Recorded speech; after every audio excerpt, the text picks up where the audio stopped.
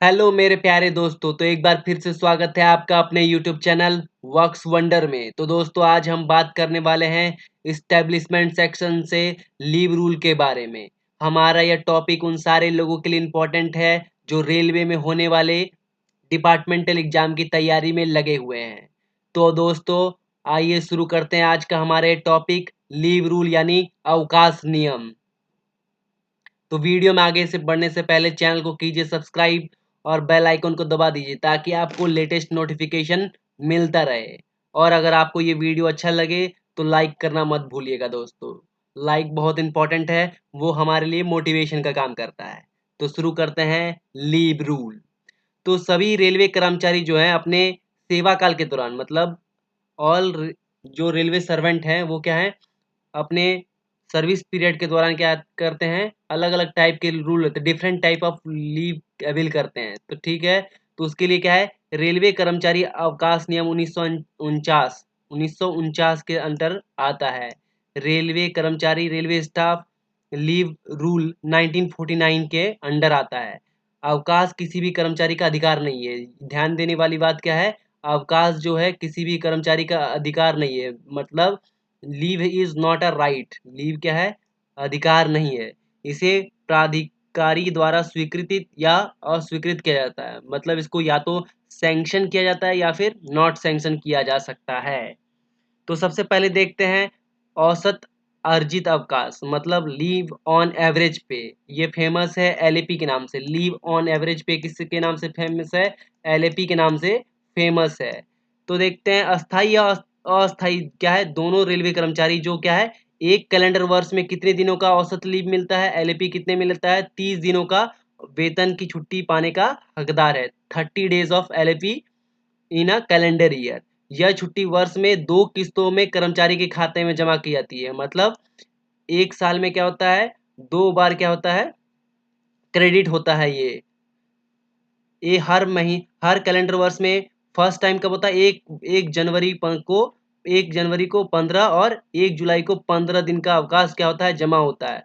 मतलब यह एक बार क्रेडिट होता है, 1 जनवरी को 15 डेज क्रेडिट होता है और 1 जुलाई को 15 डेज क्रेडिट होता है। तो टोटल क्या होता है 30 डेज होता है एक साल में। और पिछली 6 माही तक जितनी छुट्टियां जमा होती है उसको भी अगली 6 माही में ले जाया जा सकता है। क्या किया जा सकता है, अगली 6 माही तक ले जा सकता है। और दिनांक 1/7/1996 से कुल जमा छुट्टी अब 240 से बढ़कर कितना हो गया 300 दिन हो गया है। मतलब 300 दिनों का प्रावधान कितने दिन का हो गया है 1/7/1996 1 जुलाई 1996 से क्या हो गया है 240 से बढ़ाकर एलएपी क्या है 240 से बढ़ाकर 300 दिनों का हो गया है। जो रेल कर्मचारी नई नौकरियों में आए हों, सेवा मुक्त हो रहे हो मतलब रिटायर्ड हो रहा हो या फिर नौकरी से हटाए जा रहे हो या फिर क्या होता है उसका डेथ हो जाता है, मृत्यु हो जाए, तो उनके लिए छुट्टी की गणना जो है पूरे कैलेंडर मास में से दो 2.5 डेज यानी दो बटा दो और 1/2 दिन होता है। मतलब 2.5 दिन होता है। एक महीने में कितना होता है, एक कैलेंडर महीने में कितना होता है 2.5 दिन जमा होता है। अगर मान लीजिए किसी का डेथ हो जाता है और क्या होता है एक कैलेंडर ईयर पूरा नहीं होता, तो उस केस में जितना भी महीना होता है हर एक महीने का हिसाब कितना होता है 2.5 दिन ऐड करके होता है। तो इस तरह अगर आप ढाई ढाई दिन ऐड करेंगे तो 12 महीने में कितना होगा 30 दिन आएगा। अब किसी कर्मचारी के खाते में 258 से 300 दिन तक की छुट्टियां जमा होने के बाद अगली 6 माही में 15 दिन की छुट्टियां अलग से जमा की जाती है। तो क्या होता है अगर 250 दिन से 3 दिनों की छुट्टी जमा होने के बाद भी क्या करता है अगली 6 माही में 15 दिन की छुट्टियां अलग से जमा हो सकती हैं। उसके बाद क्या है एक बार में अधिकतम 180 दिन तक की छुट्टी दी जा सकती है। और यहाँ पे ध्यान देने वाली बात क्या है, एक बार में अधिकतम कितना होता है 180 डेज का एलएपी मिल सकता है। बहुत ही इंपॉर्टेंट क्वेश्चन है ये, अभी बहुत ही जनरल क्वेश्चन है कि एक बार में अधिकतम कितने दिनों का एलएपी मिल सकता है, तो 180 दिनों का एलएपी दिया जा सकता है। LAP granted at a time is 180 days. और पिछले 6 महीने में ली गई असाधारण छुट्टी या अकार्य दिनों का 1/10 भाग 15 दिन की अग्रिम छुट्टी से कम करके जमा किया जाएगा। मतलब जो भी छुट्टी जो पिछले 6 महीने लिया जाएगा वो क्या गया 1/10 भाग या फिर 15 दिन से अग्रिम छुट्टी से कम करके जमा किया जाएगा। यह कमी अधिकतम 15 दिन की हो सकती है, मतलब मैक्सिमम 15 डेज कम हो सकता है। उसके बाद आता है अर्ध अवकाश वेतन, मतलब जिसको हम लोग फेमस नाम क्या है इसका, LHAP। LHAP क्या है इसका फेमस नाम है, LHAP है। अभी क्या है, यह एक वर्ष में 20 दिन के आधे वेतन की छुट्टी दी जाती है। टोटल कितना होता है, ये 1 कैलेंडर ईयर में 20 दिनों का होता है। एक कैलेंडर ईयर में कितना होता है, 20 दिनों का होता है। इससे भी छुट्टी खाते में 1 जनवरी और 1 जुलाई को 10 दिन जमा किया जाता है। सेम है LAP में। LAP में 1 जनवरी को 15 दिन और 1 जुलाई को 15 दिन होता है, पर LHAP में 1 जनवरी को 10 दिन और 1 जुलाई को 10-10 दिन जमा किया जाता है। तो टोटल कितना होता है LHAP, एक साल में 20 दिनों का। तो टोटल कितना होता है LHAP, leave on half average पे कितना होता है, 20 दिनों का होता है। वर्ष में हुई नियुक्ति सेवा मुक्ति की सूरत में 1 महीने में कितना होता है, 5/3 दिन करके हिसाब किया जाता है। मान लीजिए किसी जो सेवा नियुक्त हुआ हो या फिर सेवा मुक्त हुआ हो, मतलब या तो न्यू ज्वाइनिंग हुआ हो या फिर क्या है, रिटायरमेंट हो रहा हो। तो जब रिटायरमेंट हो रहा होगा तो जितने महीने का होगा, मान लीजिए पूरा कैलेंडर ईयर नहीं हो पाता, मान लीजिए किसी का रिटायरमेंट क्या है, जुलाई में हो रहा है, किसी का रिटायरमेंट क्या हो रहा है, जुलाई में हो रहा है, तो उस केस में कितना महीना हो जाएगा, टोटल टोटल कितना महीना, 6 महीने हो जाएंगे। तो उस केस में क्या होगा, वो जो जुटेगा उसका जो लीव जो जुटेगा वो कितना हो जाएगा, 6 × 5/3। तो यानी कितना हो जाएगा, यानी कितना हो जाएगा, 10 दिन हो जाएगा। कितना हो जाएगा ये, 10 दिन हो जाएगा। मान लीजिए कोई क्या है, 9 महीने ड्यूटी किया है, 9 महीने तक ड्यूटी किया है, उसके बाद क्या है, उसका रिटायरमेंट हो रहा है, तो क्या हो जाएगा, 9 × 5/3 हो जाएगा। तो कितना आ जाएगा, 15 दिन ऐड होगा। कितना ऐड होगा, 15 दिन का LHAP ऐड होगा। तो इसी तरह क्या है, एक महीने का कितना ऐड होता है, 5/3 दिन करके हिसाब ऐड होता है। उसके बाद आगे है कि यदि एक बार में 24 माह तक ली जा सकती है, लीव ऑन एवरेज पे क्या है, एक बार में कितना, 24 माह तक ली जा सकती है, मतलब 2 साल तक लिया जा सकता है। एक बार में लीव ऑन एवरेज पे कितना है, 24 मंथ्स, मतलब 2 ईयर्स तक ले जा सकता है। इसे निजी कार्य या फिर मेडिकल सर्टिफिकेट के आधार पर लिया जा सकता है। तो इसे किस कंडीशन पे लिया जाता है, या तो इसमें मेडिकल सर्टिफिकेट देना पड़ेगा या फिर कोई पर्सनल रीजन देना पड़ेगा, तभी मिल पाएगा। उसके बाद क्या है, सेवा का 1 वर्ष पूरा होने के बाद पहले दिन की छुट्टी पर होने पर भी ड्यूटी पर वापस आए बिना ही उपयुक्त छुट्टी का हक बन जाता है। मतलब अगर मान लीजिए 1 साल पूरा हो गया तो उसके बाद 1 साल 1 दिन में ऑटोमेटिक क्या होगा, 10 दिन क्रेडिट हो जाएगा। पिछले 6 महीने में लिए गए आसान छुट्टी के कार्यों का 1/8 दिन अग्रिम छुट्टी के से कम करके जमा किया जाएगा। मतलब जितना टोटल जमा करना है वो 6 महीने में जो होगा वो 10 दिन कम जमा होगा। 6 महीने तक क्या होगा, 10 दिन कम जमा होगा। मान लीजिए कोई क्या करता है, 1 साल 6 महीना ड्यूटी करता है, तो उस केस में उसका टोटल जो LHAP होना चाहिए वो क्रेडिट होना चाहिए टोटल 30 दिन, पर होगा अभी क्रेडिट कितना, 20 दिन ही होगा। 10 दिन क्या होगा, फिर अगले 6 महीने की सर्विस पीरियड के बाद ऐड होगा। उसके बाद आता है विशेष असक्तता अवकाश, मतलब स्पेशल डिसेबिलिटी लीव। तो ये क्या है, यह अवकाश रेल कर्मचारी चाहे वो अस्थाई हो या अस्थाई हो, राजपत्रित हो या अराजपत्रित हो, मतलब चाहे वो परमानेंट हो, टेम्परेरी हो या फिर नॉन गेजेटेड हो, गेजेटेड हो, सबको मिलता है।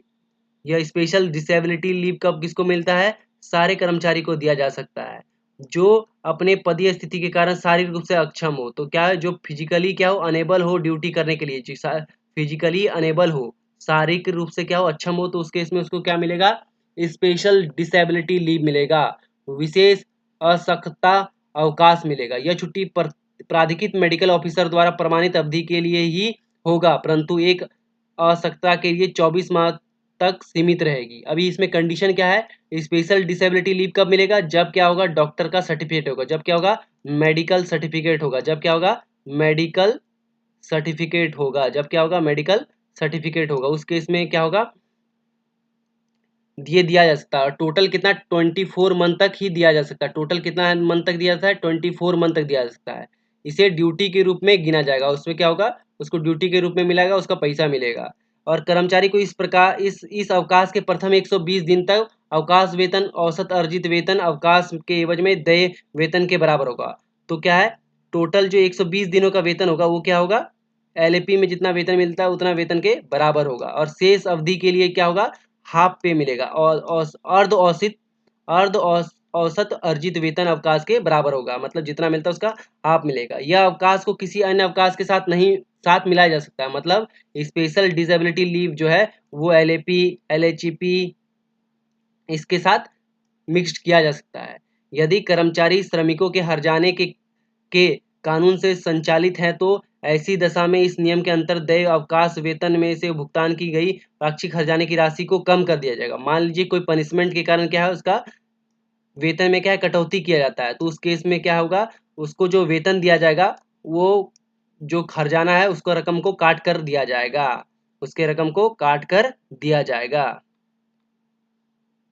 अब नेक्स्ट है एक्स्ट्रा ऑर्डिनरी लीव, असाधारण अवकाश। तो जब नियमों द्वारा अन्य अवकाश देना हो तो अन्य प्रकार के अवकाश दे होने के बावजूद जब कर्मचारी असाधारण अवकाश की स्वीकृति के लिए लिखित रूप से अनुरोध करे तब सक्षम अधिकारी को असाधारण अवकाश स्वीकृत कर सकता है। तो मान लीजिए कि कभी क्या है LAP या फिर LHAP ये सब क्या है लीव नहीं दिया जा सकता। तो अगर क्या है, अगर कोई भी रेलवे कर्मचारी यह आवेदन देता है कि उसे असाधारण अवकाश मतलब एक्स्ट्रा ऑर्डिनरी लीव दिया जाए तो उस केस में क्या होगा, संबंधित अधिकारी क्या है उसको स्वीकृत कर सकते हैं। इसमें कंडीशन असाधारण अवकाश अवकाश खाते में से काटा नहीं जाएगा। तो इसमें क्या है, असाधारण अवकाश क्या है, इसको जो नॉर्मल अवकाश है जैसे LHEP है या फिर LAP है उससे नहीं काटा जाएगा।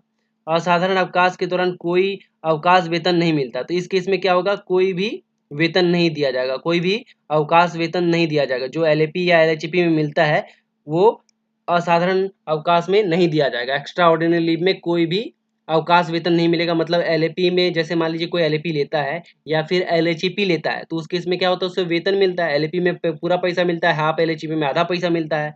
पर अगर किसी को एक्स्ट्रा ऑर्डिनरी लीव मिलता है, यहाँ आपको बता दें, किसी को अगर एक्स्ट्रा ऑर्डिनरी लीव मिलता है तो उसे कोई भी अवकाश वेतन नहीं मिलेगा।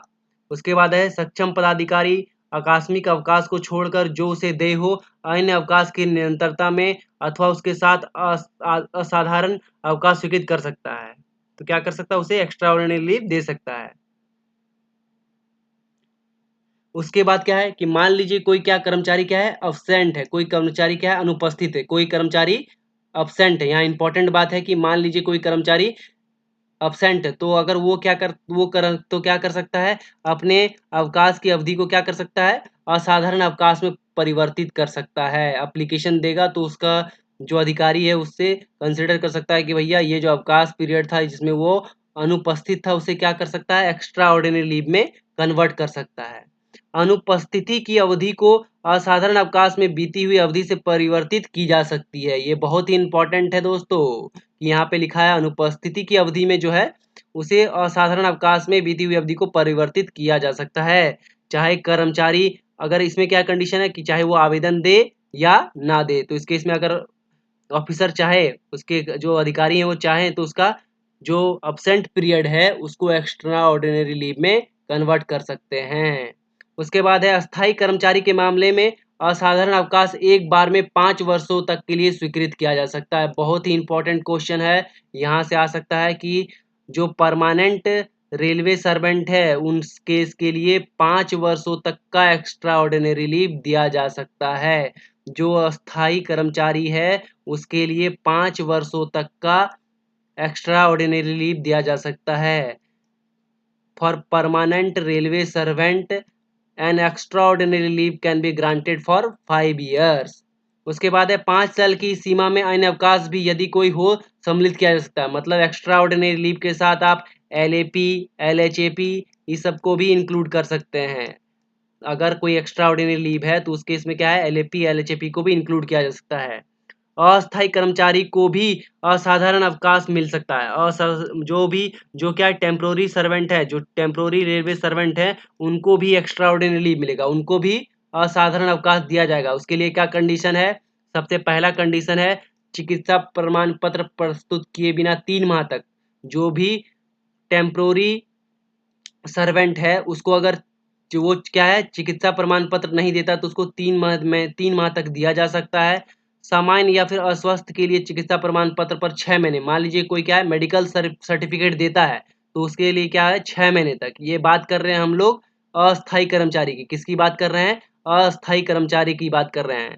अगर वो बिना मेडिकल सर्टिफिकेट देता है तो उसे 3 महीने तक का एक्स्ट्रा ऑर्डिनरी लीव मिल सकता है। अगर वो मेडिकल सर्टिफिकेट देता है तो उसे 6 महीने तक का एक्स्ट्रा ऑर्डिनरी लीव मिल सकता है।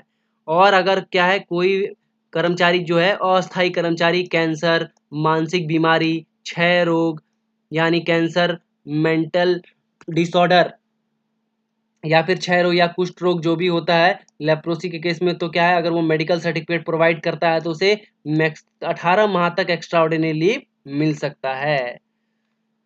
अब हम आते हैं अस्पताली छुट्टी यानी हॉस्पिटल लीव। ये क्या बोलता है? यह अवकाश बीमारी अथवा चोट के इलाज के लिए दिया जाता है। राजपत्रित अधिकारियों के अलावा अन्य रेलवे कर्मचारी को भी दिया जाता है। यह अवकाश जो क्या है, अवकाश बीमारी अथवा चोट लगने के इलाज के लिए दिया जाता है। ये नॉन गेजेटेड, गेजेटेड या फिर रेलवे सारे कर्मचारी को दिया जा सकता है। यदि ऐसी बीमारी अथवा चोट सरकारी कार्य के दौरान प्रत्यक्ष जोखिम भरे कार्यों के लिए कारण हुई है, पर इसमें कंडीशन क्या है कि उसे ऑन ड्यूटी हुआ हो, ऑन ड्यूटी चोट लगा हो। यह हॉस्पिटल लीव कब मिलेगा? जब उसे किसी रेलवे कर्मचारी को मान लीजिए ऑन ड्यूटी चोट लगता है, मतलब सरकारी कार्य के दौरान प्रत्यक्ष जोखिम भरे कार्य के कारण हुई हो तो उस केस में उसे हॉस्पिटल लीव दिया जा सकता है। यह अवकाश प्राधिकृत मेडिकल ऑफिसर द्वारा प्रदत्त प्रमाण पत्र प्रस्तुत करने पर दिया जाएगा। मतलब इसका है कि अगर रेलवे जो भी प्राधिकृत मेडिकल ऑफिसर यानी जो भी मेडिकल ऑफिसर हैं, जो जो क्या है, ऑथराइज है, जैसे रेलवे मेडिकल ऑफिसर जो हैं, वो अगर क्या करते हैं, सर्टिफिकेट देते हैं तो उसे हॉस्पिटल लीव दिया जाएगा। सबसे पहला कंडीशन है तो सब ऑन ड्यूटी में होना पड़ेगा। सबसे पहला हॉस्पिटल लीव का कंडीशन क्या है कि उसे ऑन ड्यूटी में चोट लगा हो। उसके बाद दूसरा कंडीशन क्या है? दूसरा कंडीशन है मेडिकल ऑफिसर क्या करता है, सर्टिफिकेट देता है, तो उस केस में उसका चिकित्सकीय अवकाश उस अवधि के लिए स्वीकृति किया जाएगा जिस स्वीकृति दाता अधिकारी अवकाश वेतन पर देना आवश्यक समझे। तो उस पीरियड के लिए देगा कि जिस पीरियड के लिए क्या है, एक्सेप्टिंग अथॉरिटी क्या करता है, उसको अवकाश देता है। इस केस में क्या होता है, पहले 120 दिनों तक उस अवकाश वेतन के बराबर जो कर्मचारी को औसत अर्जित वेतन अवकाश पर मिलता है मिलेगा। मतलब क्या है, कंडीशन क्या है कि मान लीजिए किसी कर्मचारी को क्या है, ड्यूटी के दौरान चोट लग गया। अब क्या है, मेडिकल ऑफिसर ये सर्टिफाइड कर दिया कि भैया इसको चाहिए इलाज, इसको चाहिए,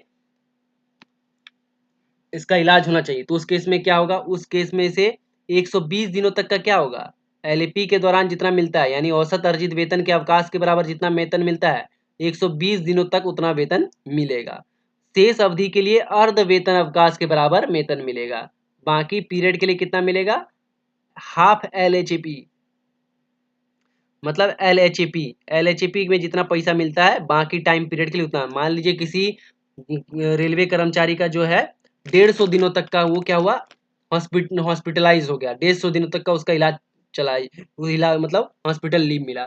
तो उस केस में क्या होगा, 120 दिनों का जो पैसा होगा वो एलएपी के हिसाब से मिलेगा, जितना एलएपी में मिलता है। बाकी जो दिन है वो क्या मिलेगा, बाकी जो बचा 30 दिन उसमें एलएचएपी के हिसाब से जितना पैसा मिलता है उतना पैसा दिया जाएगा। उसके बाद क्या है, चिकित्सालय अवकाश स्वीकृति करने की महाप्रबंधक की शक्तियां असीमित है। मतलब सबसे इंपॉर्टेंट है, मतलब अगर कोई हॉस्पिटल लीव देता है तो उसके इसमें जीएम का पावर क्या है, अनलिमिटेड है। जीएम का पावर क्या है, अनलिमिटेड है।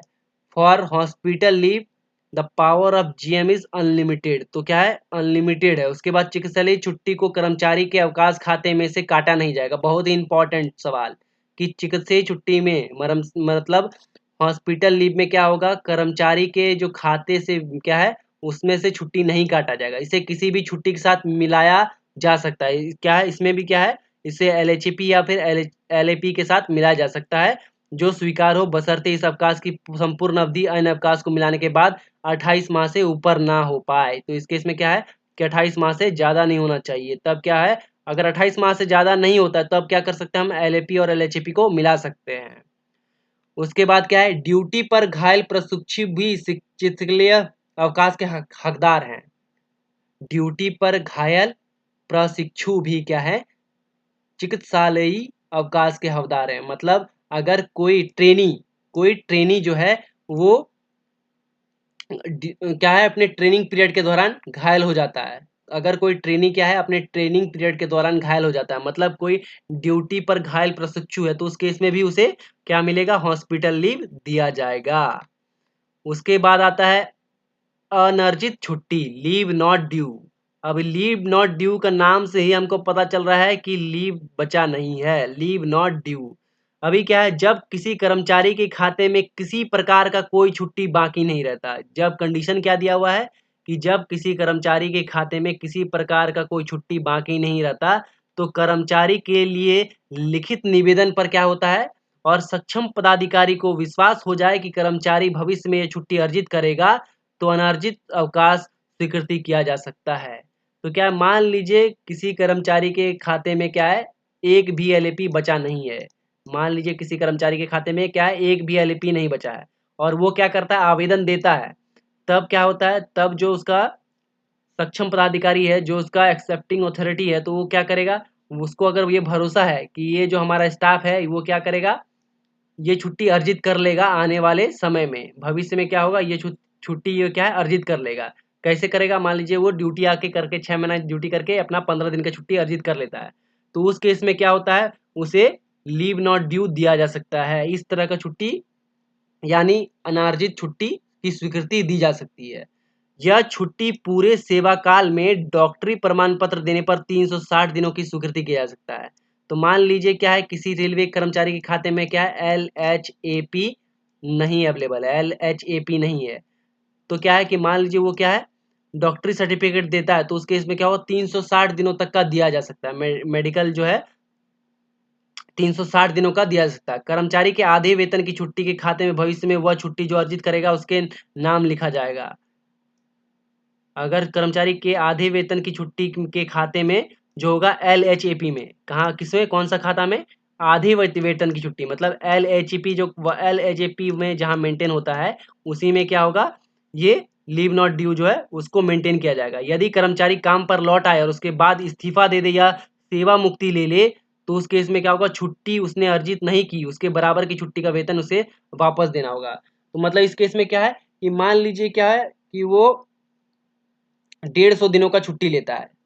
अगर मान लीजिए उसके खाते में LAP या LHEP नहीं है और उसे क्या है किसी कारण से 150 दिनों का छुट्टी मिलता है, और क्या आता है, तो उसे वापस वापस आके क्या होगा, 5 साल तक लगातार ड्यूटी करना पड़ेगा, तब क्या होगा, 150 दिन छुट्टी अर्जित होगा। पर क्या करता है वो 2 साल तक ड्यूटी करता है, उसके बाद क्या करता है, वो क्या करता है, इस्तीफा दे देता है या फिर उसका रिटायरमेंट हो जाता है। तो उस केस में क्या होगा, बाकी बचा दिन, मान लीजिए वो 150 दिन ड्यूटी करता है, 150 दिन का छुट्टी लिया रहता है, उसके बाद क्या है कि 2 साल ड्यूटी किया, 2 साल ड्यूटी में उसको कितना, 60 दिन का छुट्टी अर्जित कर लिया, तो बचा कितना दिन, बचा 90 दिन।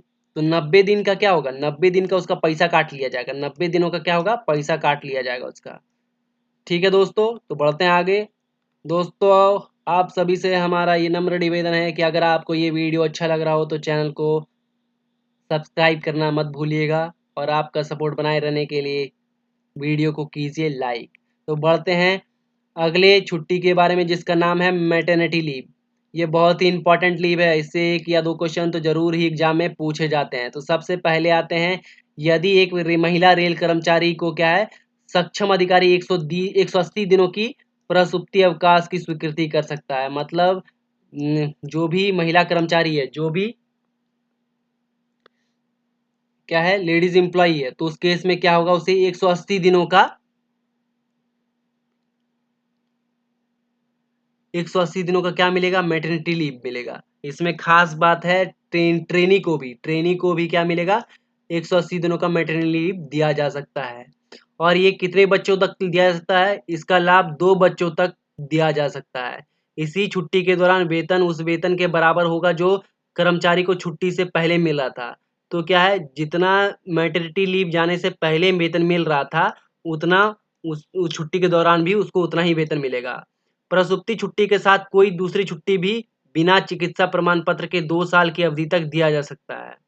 अभी क्या है, इसके साथ दूसरी छुट्टी भी क्या है, 2 साल तक दिया जा सकता है, उसके लिए कोई भी चिकित्सा प्रमाण पत्र नहीं चाहिए। उसके बाद गर्भपात की अवस्था में 6 सप्ताह का प्रसूति अवकाश छुट्टी के प्रार्थना पत्र के साथ डॉक्टरी प्रमाण पत्र की स्वीकृति में दिया सकता है। मान लीजिए क्या होता है, किसी केस में अबॉर्शन हो जाता है, तो उस केस में क्या होगा, टोटल 6 सप्ताह मतलब 1.5 महीना का मैटरनिटी लीव मिलेगा। मान लीजिए किसी का क्या होता है, अबॉर्शन हो जाता है किसी कारणवश, तो उस केस में क्या मिलेगा, 1.5 महीने का मैटरनिटी लीव मिलेगा। उसके साथ क्या करना पड़ेगा, मेडिकल सर्टिफिकेट क्या करना पड़ेगा, अटैच करना पड़ेगा। इसके बाद क्या है, अविवाहित महिला कर्मचारी को भी यह सुविधा दी जाती है। अगर कोई क्या है, अविवाहित महिला है, तो उस केस में भी उससे यह छुट्टी दिया जा सकता है। उसके बाद है महिला कैजुअल लेबर, जिसे अस्थायी दर्ज मिला गया हो, किसी भी तरह का गर्भपात भले ही उसने खुद करवाया हो, गर्भपात की सुविधा के लिए माना जाएगा। मान लीजिए अगर कोई भी कंडीशन में क्या होता है, क्या अबॉर्शन हो जाता है, तो उस केस में क्या होगा, उसे मैटरनिटी लीव मिलेगा 1.5 महीने का, यानी 6 सप्ताह का। उसके बाद आता है बाल दत्तक ग्रहण ड्यूटी, जिसका मतलब होता है चाइल्ड एडॉप्शन लीव, बाल दत्तक ग्रहण छुट्टी। तो क्या होता है, नैसर्गिक माता-पिताओं को स्वीकार्य मातृत्व अवकाश के समान 2 से कम जीवित संतानों वाले रेलवे कर्मचारी को बाल दत्तक ग्रहण करने वाली माताओं को 1 वर्ष से कम आयु तक के शिशु को गोद लेने पर बाल दत्तक ग्रहण छुट्टी 180 दिनों तक स्वीकृति की जाती है। मतलब अगर कोई भी जो लेडीज़ है, कोई भी रेलवे कर्मचारी, जो महिला कर्मचारी है, अगर ऐसे बच्चे को गोद लेती हैं जिसके उम्र क्या है, 1 वर्ष से कम है। अगर कोई भी महिला कर्मचारी क्या है, ऐसे बच्चे को गोद लेती है जिसका जो उम्र है वो 1 वर्ष से कम है, तो उस केस में भी उसे 180 दिनों का छुट्टी मिल सकता है, जिसको चाइल्ड एडॉप्शन लीव कह सकते हैं हम लोग। क्या कहते हैं, चाइल्ड एडॉप्शन लीव कहेंगे। इसके बाद आता है पितृत्व अवकाश, पैटर्निटी लीव। अभी क्या है, यह क्या पुरुष कर्मचारी को मिलेगा और अप्रेंटिस को भी मिल सकता है। और कितने बच्चों तक के लिए मिलेगा, 2 बच्चों के लिए मिलेगा। पैटर्निटी लीव क्या है, मेल एम्प्लॉय को भी मिलेगा, कितने बच्चों के लिए मिलेगा, 2 जीवित बच्चों के लिए मिलेगा।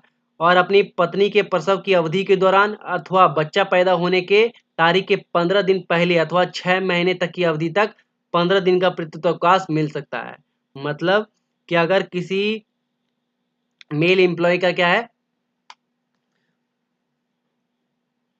पैटर्निटी लीव लेना है, तो उसके लिए कंडीशन क्या है कि बच्चा पैदा होने की 15 दिनों के पहले या फिर 6 महीने तक, उसके पैदा होने के 6 महीने तक क्या होगा, टोटल कितने दिनों का मिलेगा, टोटल 15 डेज का पैटर्निटी लीव दिया जाएगा।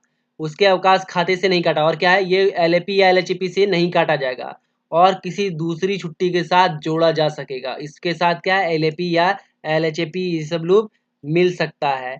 उसके बाद है प्रसूति छुट्टी की तरफ प्रत्येक छुट्टी की मंजूरी भी केवल एक बार ही दिया जाएगा। क्या होगा, एक वन टाइम मिलेगा। उसके बाद क्या है, पुरुष कर्मचारी चाहे वो अप्रेंटिस भी क्यों ना हो, कम से कम 2 जीवित बच्चों को 1 वर्ष की आयु तक शिशु को गोद लेने पर 15 दिन का पितृत्व अवकाश मिलेगा। मान लीजिए क्या है, कोई मेल एम्प्लॉय क्या करता है, किसी 1 वर्ष से कम बच्चे को गोद लेता है, तो उस केस में भी उसे पैटर्निटी लीव मिलेगा। और क्या है, यह छुट्टी दत्तक ग्रहण करने की तारीख के 6 महीने के भीतर मिलेगा। मान लीजिए कोई बच्चा क्या है, अडॉप्ट किया जाता है किसी मेल रेलवे एम्प्लॉय द्वारा, मतलब किसी पुरुष कर्मचारी द्वारा क्या है, किसी बच्चे को अडॉप्ट किया जाता है, तो जब अडॉप्ट किया जाता है उसके 6 महीने के भीतर उसको 15 दिन का पैटर्निटी लीव मिल सकता है। तो इसके बाद दोस्तों आता है child care leave. Child care leave मतलब बच्चे की देखभाल के लिए जो छुट्टी मिलता है वो चाइल्ड केयर लीव कहलाता है। नाबालिग 2 बच्चों की देखभाल की समूची सेवा के दौरान अधिकतम 2 वर्षों यानी टोटल 730 दिनों की छुट्टी दी जा सकती है। और यह जरूरत किस लिए होता है, यह जरूरत उन्हें पालने के लिए या परीक्षा बीमारी आदि के दौरान हो सकती है। और क्या होता है इसमें, 18 साल या अधिक आयु के बच्चे के लिए छुट्टी नहीं मिलेगी। जो भी 18 साल हो चुका है या फिर उससे ऊपर के बच्चे के लिए क्या होगा, चाइल्ड केयर लीव नहीं दिया जाएगा। ये 18 साल तक ही दिया जाता है। और टोटल कितने दिनों के लिए दिया जाता है, 730 दिनों के लिए दिया जाता है। और या मतलब 2 वर्षों के लिए चाइल्ड केयर लीव दिया जा सकता है। उसके अलावा कंडीशन क्या है, शारीरिक या मानसिक रूप से विकलांग किसी भी उम्र के बच्चों के लिए शिशु देखभाल छुट्टी स्वीकृत की जा सकती है। मतलब उसमें कोई कंडीशन नहीं है। और क्या है, यह अवकाश अधिकार के रूप में नहीं मांगा जा सकता, मतलब इसको देना ही देना है ऐसा नहीं मांगा जा सकता। और इसके लिए क्या है, पूर्व स्वीकृति अनिवार्य है। मतलब पहले क्या होगा, सैंक्शन कराना पड़ेगा। चाइल्ड केयर लीव क्या है, पहले सैंक्शन कराना पड़ेगा। और साल में अधिकतम 3 बार एवं एक बार में 5 से कम दिनों के लिए नहीं दिया जा सकता। मतलब मैक्सिमम कितना मिलेगा, साल में 3 बार मिलेगा। और क्या होगा, एक बार में आप 5 दिन से कम के लिए चाइल्ड केयर लीव अप्लाई नहीं कर सकते हैं। इसके बाद आता है कैजुअल लीव यानी सीएल। ये सीएल के नाम से प्रचलित है। कैजुअल लीव यानी आकस्मिक छुट्टी, जिसको हम लोग सीएल बोलते हैं। कैजुअल लीव यानी आकस्मिक छुट्टी, जिसको हम लोग क्या बोलते हैं, सीएल बोलते हैं। अभी क्या है, ये इसमें कुछ बदलाव किए गए हैं। पहले जो था, जिन्हें 15 दिन का जो सीएल मिलता है, उसको अब कितना दिनों का सीएल मिलेगा, 10 दिनों का।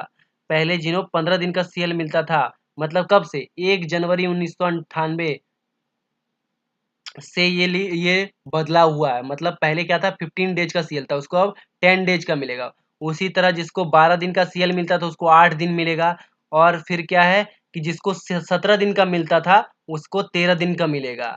इसके अलावा क्या है, सार्वजनिक अवकाश, शनिवार रविवार की बंदी वाले दिन और साप्ताहिक अवकाशों को यदि वे आकस्मिक अवकाश के दिनों में पड़े तो अवकाश में नहीं गिना जाएगा। मतलब मान लीजिए क्या होगा, नेशनल हॉलीडे है और उसमें सीएल दिया था, तो उसको नेशनल हॉलीडे में उसको सीएल काउंट नहीं होगा, क्या काउंट होगा, नेशनल हॉलीडे काउंट होगा।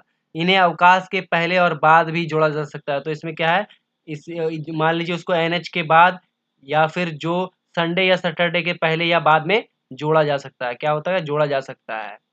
इसके बाद आता है स्पेशल कैजुअल लीव, विशेष आकस्मिक छुट्टी। अभी क्या है, इसमें अलग अलग आकस्मिक छुट्टी के लिए अलग अलग दिन क्या है, डिसाइडेड है।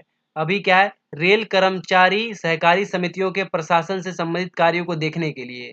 तो इस केस में क्या होगा, इस केस में एक कैलेंडर वर्ष में मैक्सिमम 15 डेज मिलेगा। जो भी कर्मचारी क्या है, सहकारी समिति जो उस प्रशासन से क्या है, सहमति के बाद दिया जाता है, तो उस केस में क्या होगा, मैक्सिमम क्या होगा, 15 दिन मिलेगा। परिवार कल्याण कार्यक्रम के अंतर्गत छोटे परिवार के मानदंडों को बढ़ाने के लिए देने वाले आकस्मिक अवकाश में, मान लीजिए पुरुष के लिए, तो उस केस में क्या है, अगर पुरुष नसबंदी कराता है, नसबंदी ऑपरेशन कराता है, उसको 6 दिन का मिलेगा। अगर कोई पुरुष नसबंदी कराता है, तो उस केस में उसे 6 दिन का स्पेशल कैजुअल लीव मिलेगा। उसके बाद क्या है, पत्नी क्या है, ट्यूबेक्टोमी ऑपरेशन या होने पर उसकी देखरेख के लिए 7 दिनों का मिलेगा। कितना मिलेगा, 7 दिनों का मिलेगा। कर्मचारी की पत्नी के चिकित्सीय गर्भपात के बाद नलबंदी या डंब वाहिनी उच्छेदन ऑपरेशन के कराने के बाद, मतलब क्या होगा, 7 दिनों का दिया जाएगा। उसके बाद है, कर्मचारी की पत्नी का लेप्रोस्कोपिक पद्धति के अंतर क्या होगा, बांध्यकरण ऑपरेशन कराना पड़ेगा। मतलब महिलाओं का नसबंदी कराना होगा, तो उसके इसमें 7 दिनों का स्पेशल कैजुअल लीव मिलेगा। विवाहित महिला कर्मचारी को विशेष आकस्मिक छुट्टी। अब जो विवाहित महिला कर्मचारी हैं, जो रेल में कार्यरत हैं, उसके लिए अगर नसबंदी ऑपरेशन कराती है, तो उसे 14 दिन का छुट्टी दिया जाएगा। अगर आईयूडी लगवाने पर उसे 1 दिन का छुट्टी दिया जाएगा। लेप्रोस्कोपिक पद्धति द्वारा बंध्याकरण कराना है, तो उसे 14 दिन का छुट्टी मिलेगा। उसके बाद क्या है, पति का ऑपरेशन कराना है, तो उसे 1 दिन का छुट्टी दिया जाएगा। इसके बाद आता है अविवाहित रेल कर्मचारी को छुट्टी। अविवाहित रेल कर्मचारी को पुनः नाल खुलवाने के लिए, मतलब मान लीजिए एक बार नसबंदी हो गई, तो उसे वापस करवाना है, तो उसे 21 दिनों का छुट्टी मिलेगा। उसके बाद दैनिक मजदूरी वाले नैतिक श्रमिक को विशेष अवकाश, अगर नसबंदी ऑपरेशन कराता है, उसे 6 दिन मिलेगा। नसबंदी ऑपरेशन करने वाली महिलाओं को 14 दिन दिया जाएगा। आईयूडी लगवाने के लिए 1 दिन दिया जाएगा। खेल कूद प्रतियोगिता में भाग लेने वाले रेलवे कर्मचारी को विशेष आकस्मिक छुट्टी, स्पेशल कैजुअल लीव दिया जाता है। अगर कोई राष्ट्रीय चैंपियनशिप या फिर राष्ट्रीय चैंपियनशिप में भाग लेने के लिए आकस्मिक अवकाश दिया जाता है। इससे पहले क्या है, जो प्रशिक्षण शिविर लगाया जाता है, उसमें भाग लेने के लिए क्या हो, टोटल 30 दिनों के लिए, टोटल 30 दिनों के लिए मान लीजिए कोई भी क्या है, राष्ट्रीय चैंपियनशिप या फिर चैंपियनशिप में क्या है, भाग लेना है, या फिर उसमें प्रशिक्षण शिविर में भाग लेना है, तो उसे टोटल 30 दिनों का मिलेगा। अगर राष्ट्रीय महत्व का टूर्नामेंट में भाग लेना है, तो उसके लिए जितनी अवधि तक क्या है, प्रशिक्षण शिविर लगेगा, उस टोटल पीरियड के लिए उसे स्पेशल कैजुअल लीव मिलेगा। अगर कोई पर्वतारोहण अभियान में जाना चाहता है, भारतीय पर्वतारोहण संस्थान जो है, उसके रिकमेंडेशन पर, मान लीजिए कोई क्या करने जाता है, पर्वतारोहण करने जाता है, मतलब माउंटेनिंग करने जाता है तो उस केस में उसे 30 डेज का स्पेशल कैजुअल लीव मिलेगा।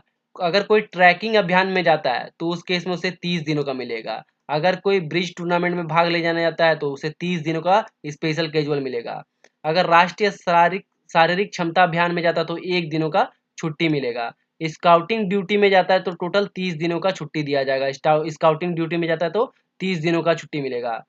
ये बहुत ही इंपॉर्टेंट है दोस्तों। अगर किसी कर्मचारी का जो है लोकसभा तथा राज्य विधानसभा के चुनाव में भाग लेने के लिए यदि वो जहां काम करता है और जहां वोट डालता है दोनों अलग अलग जगह है तो उस केस में उसे 1 दिन का छुट्टी दिया जाएगा।